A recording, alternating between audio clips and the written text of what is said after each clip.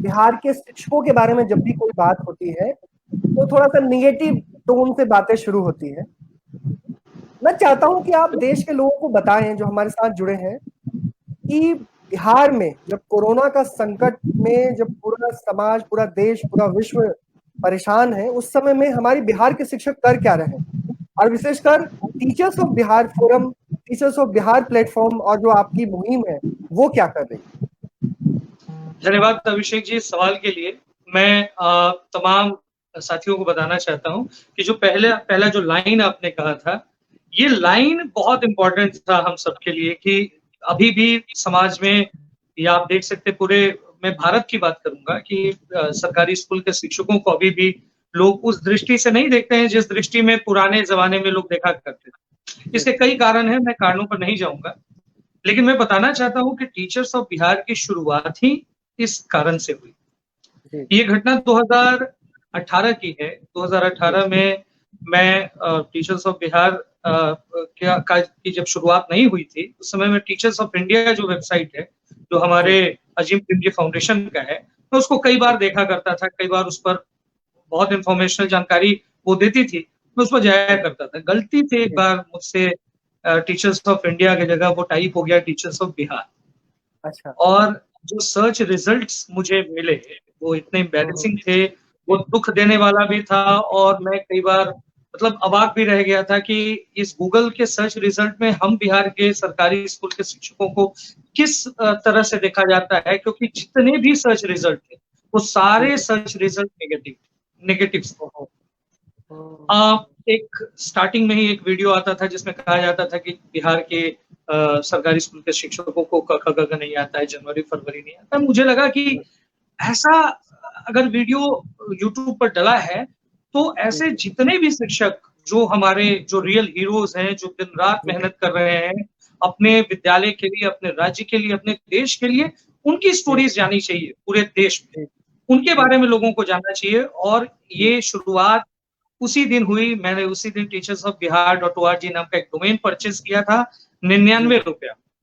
और उस दिन से मैं खुद उस कार्य में लग गया, और मैंने बना लिया कि मेरे जीवन का एक उद्देश्य जो है वो यही होगा कि बिहार के शिक्षकों की गाथाओं को पूरे देश ही नहीं बल्कि विश्व तक ले जाना है मुझे। और धीरे धीरे लोगों का साथ मिलता गया, कई लोग सामने आए, लेकिन सबसे बड़ा जो इसका ब्रेक थ्रू जिसको कहते हैं वो मिला मुझे हमारे जो वर्तमान राज्य परियोजना निदेशक हैं आदरणीय संजय सर का।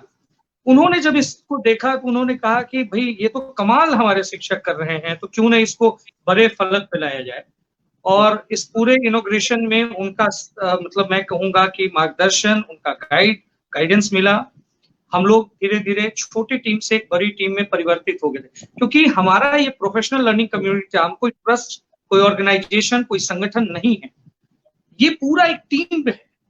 जो टीम का एक मकसद है कि पूरे अनटोल्ड स्टोरीज जो है हमारे कई शिक्षकों के कार्य वो पूरे देश तक जाए।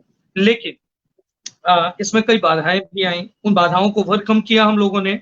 और वर्तमान में अभी जो कोरोना का संकट काल चल रहा है, इस संकट काल में मुझे लगता है कि हम अकेले हैं ऐसा मैं नहीं कह सकता। कई लोग कई स्तर पे काम कर रहे हैं, पर बिहार में first we have started this initiative called school on mobile, जिसको शॉर्ट में हम लोग बोलते हैं SOM, सोम।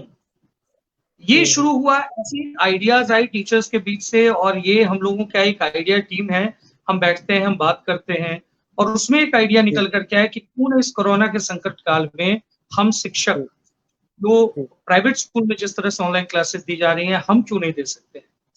और इसके लिए 18 शिक्षक जो हमारे तैयार हुए, हम लोगों ने 6 to 8 की क्लासेस के टोटल 18 सब्जेक्ट्स हम लोगों ने चुने। हर शिक्षक को उनके आधार पर उनको बाकायदा वर्गीकृत किया। इसके लिए बाकायदा आप कह सकते हैं ट्रेनिंग्स हुई। हम लोग कई इस पर प्रोग्राम्स को, इसको कैसे इनिशिएट करना है, कैसे ट्रबल शूट करना है, ये सारी बातें हुई, और अंततः हम लोगों ने इसको शुरू किया। मैं आपको बताता हूँ कि इसका इतना अच्छा, मतलब आज भी हमारे शिक्षक जो देख रहे हैं, एक समझ सकते एक रिपोजिटरी तैयार हो रहा है। और अभी आप सोच सकते हैं 18 विषय के 18 शिक्षक प्रतिदिन आधे घंटे का जो क्लास लेते हैं, वो इतना फैंटास्टिक होता है। टीचर्स क्लास लेते हैं, बच्चे वही सवाल पूछते हैं। और अब तो हम लोग कहते हैं कि आप अपना होमवर्क बना करके फेसबुक पर डालिए। और फिर देखिए इसका दूसरा स्टेज शुरू हुआ। दूसरे स्टेज में हम लोगों ने इसके लिए डेडिकेटेड एक वेब पेज बना दिया, एक वेबसाइट बना दिया, जिसका है teachersofbihar.in/som। अगर आप ये लिखते हैं गूगल पे या आप teachers of Bihar school on mobile लिखते हैं तो वो आ जाएगा। उस पे वो सारे टीचर्स का डिटेल, वो जो भी क्लासेस ले रहे हैं उसकी सारी वीडियोस एक जगह पे, और ये तमाम चीजें जो है वो होने लगी। ये तो एक छोटा सा उदाहरण है अभिषेक। हम लोगों ने कोरोना के लिए और भी कई, कोरोना के इस काल में और भी कई काम किए। जैसे एक हम लोगों ने ड्राइंग कंपटीशन रखा, कोरोना से जंग जीत लेंगे हम। इसमें तकरीबन बिहार के 73 से अधिक लोगों ने पार्टिसिपेट किया, बच्चों ने पार्टिसिपेट किया।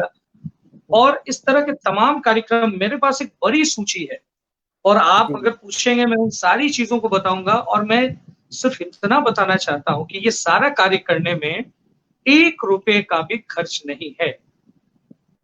चाहे वो वेबसाइट मेकिंग हो, मीडिया मैनेजमेंट हो, ब्लॉग्स राइटिंग हो, ये सारा काम हमारे शिक्षक जो बिहार के सरकारी स्कूल के शिक्षक हैं वो करते हैं। और आपको जानकर के आश्चर्य होगा कि जो हमारे 18 शिक्षक हैं वो जो अपने वीडियोस को कैसे वेबसाइट पे डालें, ये काम सॉफ्टवेयर डेवलपर करता है अभिषेक जी, आपको मालूम होगा। बिल्कुल बिल्कुल। लेकिन हमारे यहाँ ये काम भी हमारे सरकारी स्कूल के शिक्षक करते हैं। तो बहुत तरह की मतलब क्योंकि मेरे पास बहुत सारे सवाल है पूछने के लिए आपसे, और जो हमारे साथ जुड़े हैं दर्शक और खास करके जो बिहार से बाहर के लोग हैं या बिहार में भी जो लोग नहीं जानते हैं, उनके लिए मैं फिर से समराइज करूं बात को कि टीचर्स ऑफ बिहार, आप इसके फेसबुक पेज और आप इसके वेबसाइट पे जाएंगे, आपको सच कहें एक बहुत पॉजिटिव एनर्जी मिलेगी और आप शिक्षकों की मेहनत को समझ जान पाएंगे। और इस कोरोना के संकट में जो पूरा दुनिया प्रभावित है, बिहार भी बहुत प्रभावित है। बिहार में ज्यादातर स्कूल ग्रामीण इलाकों में है, उसके बावजूद भी शिक्षक किस तरीके से मेहनत कर रहे हैं, आप उनके फेसबुक पेज पे और उनके ग्रुप में जाके देख सकते हैं। आपके ट्विटर हैंडल भी है जो बहुत एक्टिव है, आप उस पर भी जाके पढ़ सकते हैं। तो ये एक काफी रोचक है सर। मैं थोड़ा सा इसको क्वेश्चन